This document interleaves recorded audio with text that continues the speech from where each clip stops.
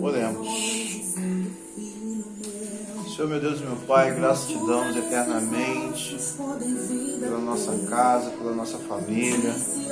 Obrigado, Pai, por tudo que o Senhor tem feito em nossas vidas, pelo pão de cada dia, pelo teto sobre nossas cabeças, Pai. Te agradecemos, Pai, pela união.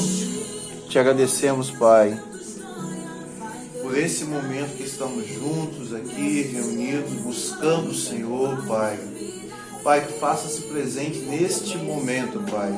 Não somente em meu lar, não somente em nossas vidas, mas em cada pessoa que aqui fizer presente nesse momento de estar participando conosco, Pai, assistindo esse vídeo, Pai, numa célula que é destinada com o título Célula Família Santos, Pai, mas não é restrita somente a essa família, Pai. Nós queremos que o Senhor faça presente, Pai, em todos os lares, Pai. Nós te pedimos, Pai, que o Senhor possa nos acolher, nos proteger, mas também, Pai, abençoar não tão somente a nossa casa, a nossa família, mas o vizinho da direita, da esquerda, da frente, dos fundos, Pai. Todo aquele, Pai, que estiver diante dos nossos olhos, Pai, que possam receber uma palavra de conforto, Pai, uma palavra de bênção, uma palavra de sabedoria, Pai, não porque saia de nós, Pai, não porque sai de dentro de nós, mas sim porque vem do Senhor, Pai, e nós somos usados como canal de bênção. E é isso que te pedimos, te agradecemos, em nome do teu Filho amado Jesus Cristo. Amém. Amém. Ai, Pai. A palavra hoje está em 2 Reis, capítulo 8. 2 Reis, capítulo 8.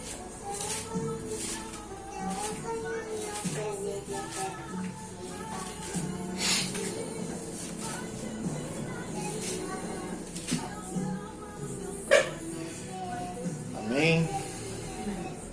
E diz assim: E falou Eliseu àquela mulher cujo filho ele ressuscitara, dizendo: Levanta-te, vai, tu e a tua família, e peregrina onde puderes peregrinar, porque o Senhor chamou a fome, a qual também virá à terra por 7 anos. E levantou-se mulher e fez conforme a palavra do homem de Deus, porque foi ela com a sua família, e peregrinou na terra dos filisteus 7 anos. E sucedeu que ao fim de 7 anos a mulher voltou à terra dos filisteus e saiu a clamar ao rei pela sua casa e pelas suas terras. Ora, o rei falava a Geazi, servo do homem de Deus, dizendo: Conta-me, peço-te, todas as coisas, todas as grandes obras que Eliseu tem feito. E sucedeu que, contando ele ao rei como ressuscitara a um morto, eis que a mulher cujo filho ressuscitara clamou ao rei pela sua casa e pelas suas terras. Então disse Geazi: Ó rei, meu senhor, esta é a mulher e este é o seu filho, a quem Eliseu ressuscitou. E o rei perguntou à mulher: E ela lhe contou?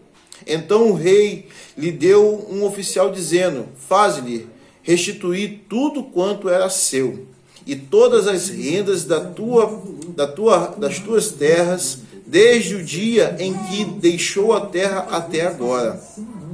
Depois veio Eliseu a Damasco, estando em Ben-Hadad, rei da Síria, doente, lhe anunciava, dizendo: O homem de Deus é chegado aqui. Então o rei disse a Hazael: Toma um presente na tua mão e vai encontrar-te com o homem de Deus. E pergunta por ele ao Senhor, dizendo: Hei de sarar desta doença? Foi, pois, Hazael a encontrar-se com ele e tomou um presente na sua mão, a saber, de tudo que de bom havia em Damasco, 40 camelos carregados, e veio, e se pôs diante dele e disse: Teu filho Ben-Hadad, rei da Síria, me enviou a ti, a dizer: sararei a tua desta doença? E Eliseu lhe disse: vai e dize-lhe, certamente viverás. Porém o Senhor me tem mostrado que certamente morrerá. E afirmou a sua visita e fitou os olhos nele até se envergonhar. E o homem de Deus chorou. Então disse Azael: por que chora o meu senhor? E ele disse: porque sei o mal que hás de fazer aos filhos de Israel, porás fogo às suas fortalezas, e aos seus jovens matarás a espada, e os seus meninos despedaçarás, e as mulheres grávidas fenderás. E disse Azael: pois que é teu servo, que não é mais do que um cão para fazer tão grande coisa? E disse Eliseu: o Senhor me tem mostrado que tu has de ser rei da Síria. Então partiu Eliseu e foi a seu senhor, o qual lhe disse: que te disse Eliseu? E disse ele: disse-me que certamente viverás. E sucedeu que no outro dia tomou um cobertor e molhou na água e estendeu sobre o seu rosto e morreu. E Azael reinou em seu lugar. E no ano 5º de Jorão, filho de Jacabe, rei de Israel, reinando ainda Josafá em Judá, começou a reinar Jeroão, filho de Josafá, rei de Judá. Era ele da idade de 32 anos quando começou a reinar, e 8 anos reinou em Jerusalém. E andou no caminho dos reis de Israel, como também fizeram os da casa de Acabe, porque tinha por mulher a filha de Acabe, e fez que era mal aos olhos do Senhor. Porém o Senhor não quis destituir Judá por amor a Davi, Deus, seu servo, como lhe tinha falado, que lhe daria para sempre uma lâmpada, e ele e a seus filhos. Nos seus dias se rebelaram os edomitas contra o mando de Judá, e puseram sobre si um rei. Por isso Jeroão passou a Azaí e todos os carros com ele, e ele os levantou de noite e feriu, e os edomitas que estavam ao redor dele, e os capitães dos carros, e o povo foi para as suas tendas. Todavia os edomitas ficaram rebeldes contra o mando de Judá, até o dia de hoje. Então, no mesmo tempo, Libina também se rebelou. O mais dos atos de Jeorão e tudo quanto fez, porventura, não está escrito no livro das crônicas dos reis de Judá? E Jeorão dormiu com seus pais e foi sepultado com os seus pais na cidade de Davi. E Acasias, seu filho, reinou em seu lugar. No ano 12 de Jorão, filho de Acabe, rei de Israel, começou a reinar Acasias, filho de Jeorão, rei de Judá. E era Acasias de 22 anos de idade, quando começou a reinar, e reinou 1 ano em Jerusalém. E era o nome de sua mãe Atalia, filha de Onri, e rei de Israel. E andou no caminho da casa de Acabe, e fez que era mal aos olhos do Senhor, como a casa de Acabe, porque era genro da casa de Acabe. E foi com Jorão, filho de Acabe, a Ramote de Gileade, a peleja contra Azarel, rei da Síria, e os sírios feriram a Jorão. Então voltou o rei Jorão para se curar de Jezreel, das feridas que os sírios lhe fizeram em Ramá, quando pelejou contra Azael, rei da Síria, e desceu Acasias, filho de Jeroão, rei de Judá, para ver a Jorão, filho de Acabe, em Jezreel, porquanto havia doente. Palavra de exortação hoje está em Mateus 20, 16, que diz assim: assim os derradeiros serão primeiros, e os primeiros derradeiros, porque muitos são chamados, mas poucos são escolhidos. Amém. Oremos. Pai amado, Pai querido, Pai de todas as coisas, gratos somos a Ti por essa palavra, gratos somos imensamente, Pai, por tudo que o Senhor tem nos feito, tem nos colocado diante dos nossos olhos, diante da nossa providência, Pai, que o Senhor tem nos dado todos os dias, Pai. Não é à toa, Pai, que quando acordamos, Pai, o Senhor nos dá mais uma oportunidade de vida, Pai. Mais uma oportunidade de colhermos dessa terra o melhor e também de mostrarmos aos Teus olhos, Pai, quão grande e melhores podemos ser diante do Teu reino, Pai. É por isso que agradecemos em nome de Cristo Jesus. Amém. Palavra forte, palavra de restaurados os bens da Sunamita. A palavra de Deus hoje fala conosco a respeito de uma mulher que em breve momento ela saiu de sua terra porque ali iria acontecer um período de fome. Um período onde simplesmente ela, por seguir o profeta, por saber e crer na palavra do profeta, ela se afastou daquele local. Hoje não vou me voltar muito à definição dessa palavra, mas sim trazer ela para nossos dias, trazer ela para o nosso momento, onde a gente às vezes confronta situações onde o profeta que nós escolhemos para a nossa vida, porque dessa forma que nós fazemos, nós escolhemos os profetas, não são os profetas que nos escolhem.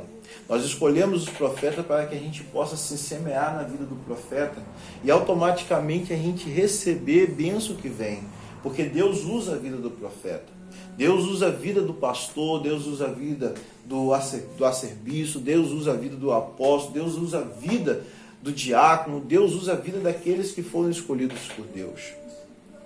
Para falar para nós, para nos mostrar daquilo que é necessário. Muitas das pessoas acham que isso não existe, que isso não acontece, porque são homens falando. Sim, são homens falando. São homens que estão falando para nós, para a gente ouvir naquele momento. Mas nessa palavra a gente vê aqui perfeitamente. E falou Eliseu aquela mulher cujo filho ele ressuscitara. De onde que essa mulher não ia acreditar nesse profeta?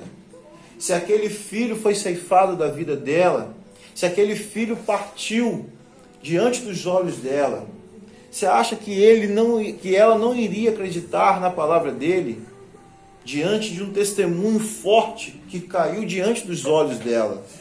Levanta-te, vai, tu e a tua família, peregrina onde puderes peregrinar, porque o Senhor chamou a fome, a qual também virá à terra por 7 anos. Por 7 anos aconteceu de ter fome naquele local. Por 7 anos aconteceu de uma degradação naquela terra. E ela automaticamente creu no que aquele profeta falou. A palavra de exortação hoje, ela também nos mostra a termos uma direção digna, uma direção plausível para os nossos olhos. Assim, os derradeiros serão primeiros, os primeiros derradeiros. Trazendo para uma palavra mais comum e popular, os primeiros serão os últimos, e os últimos serão os primeiros. E assim a palavra diz ao Senhor, assim a palavra diz a nós, assim a palavra vem nos confrontar. De que forma isso? Porque essa mulher ela estava num local onde ela iria morrer, ela ia se alimentar, e o profeta disse para ela: faça primeiro para mim. E ela obedeceu. A palavra diz que ela obedeceu a palavra do profeta. E depois de estar ali com aquela mulher, convivendo com aquela mulher durante um bom tempo, essa criança veio a adoecer, essa criança veio a morrer. E a palavra do profeta foi forte, porque Deus honrou a palavra do profeta. Ele pegou aquela criança, levou para o seu quarto. Enquanto ela não ressuscitou, o profeta não parou de orar, de buscar o Senhor. Essa palavra nos mostra, nos lembra quanto nós temos que buscar a Deus, quanto nós temos que buscar o Senhor todos os dias. Não podemos cessar Não é porque simplesmente eu peço a Deus, Deus faça isso para mim, eu peço a Deus, faça isso por mim, Pai. E Deus não faz, que simplesmente a gente desiste de pedir, desiste de buscar o Senhor. Temos que buscar o Senhor constantemente, sem cessar. Continuamente, sem cessar. E essa palavra, ela mostra para a gente justamente que ela creu na palavra do profeta. Ela creu na palavra do profeta, ela acreditou na palavra do profeta. Também nos mostra que aquele momento não era propício ela ficar naquele local. Então, se não era propício ficar naquele local, ela tinha que sair daquele local. E a palavra de adoração, como eu disse agora há pouco, ela nos mostra que os primeiros serão os últimos serão os primeiros. Jesus nos ensinou que se chegássemos a uma festa ou um local de grande multidão, que a gente não se colocasse de primeiro. Que a gente não se colocasse de primeiro, mas sim que deixássemos ser vistos pelo anfitrião, para que ali ele pudesse nos dar a honra. Nos dar a honra. Para que a gente não se colocasse diante de ser primeiro naquele local, para que simplesmente se chegasse alguém que onde o anfitrião poderia dar melhor honra naquele momento, não nos tornaria envergonhados. Para a gente ser tirado daquele local e dar lugar àquela pessoa que deveria ser honrada ou que estaria sendo esperada para ser homenageada naquela festa. A palavra nos mostra justamente isso, que a gente deve sempre praticar a humildade, sempre buscar a humildade, ser capaz de ouvir, ser capaz de falar, ser capaz de estar nos ambientes e ser presença de Deus naquele ambiente. Eliseu, ele nada mais nada menos que foi presença de Deus naquele ambiente, naquela terra. Ele tirou aquela mulher creu na palavra do profeta, aquela mulher simplesmente, ela fez a diferença. Tanto é que ela é citada na Bíblia. Ela é citada na Bíblia porque ela fez a diferença em crer, em agir e acreditar. E é isso que nós devemos fazer todos os dias. Crer, agir e acreditar continuamente. Acreditar. Que existe uma grande diferença entre crer e acreditar. Crer naquilo que te falam, naquilo que profetizam sobre você, sobre a sua vida, sobre aquilo que desejam para você. E acreditar naquilo que você de fato vê, naquilo que de fato você consegue entender que aquilo é um diferencial para a nossa vida. E agir, porque a palavra, ou seja, a palavra oração, ela diz orar mais ação. Não adianta a gente orar e não fazer a diferença. Se quisermos algo de diferente de Deus na nossa vida, temos que fazer algo de diferente para que a gente possa chamar a atenção de Deus para a nossa vida. Não adianta sair de casa e pedir proteção para os nossos caminhos. Não adianta levantar cedo e agradecer a Deus pela vida somente se a gente não faz a diferença. Levantar de manhã e sair para o trabalho, para a escola, seja para onde que seja o nosso compromisso, pedir proteção a Deus é o certo, é o correto. Mas não adianta nada você pedir proteção se lá fora, quando você encontra uma pessoa, seja quem for, e você não tem a humildade suficiente para dar pelo menos um bom dia, ou pelo menos dar uma palavra de direção ou de tranquilidade que venha de Deus. Independente se você gosta ou não gosta daquela pessoa, independente disso, eu gostaria de chamar a atenção para a questão do que eu falei de crer e de acreditar.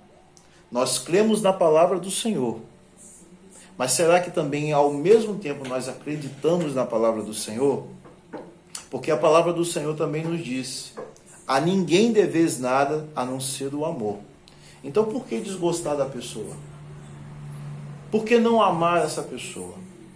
Essa pessoa pode até confrontar você, mas você, por obrigação, deve amá-la continuamente.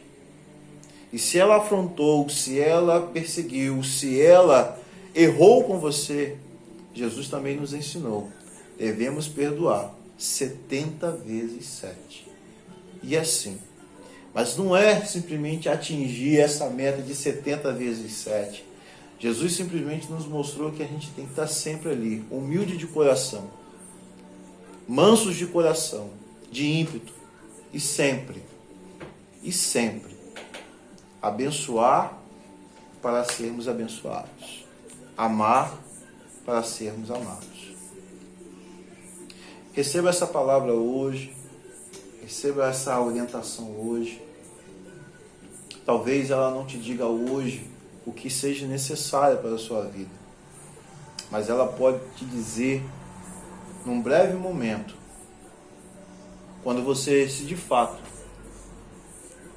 ouvir da boca de um profeta, ouvir da boca de alguém que Deus usa para abençoar a sua vida, para te mostrar os caminhos tortuosos que você tem percorrido, as coisas erradas que você tem praticado, as coisas certas que você às vezes deixou de cumprir, ou simplesmente coisas que deveriam estar no seu rol de direção e às vezes você deixa de cumprir.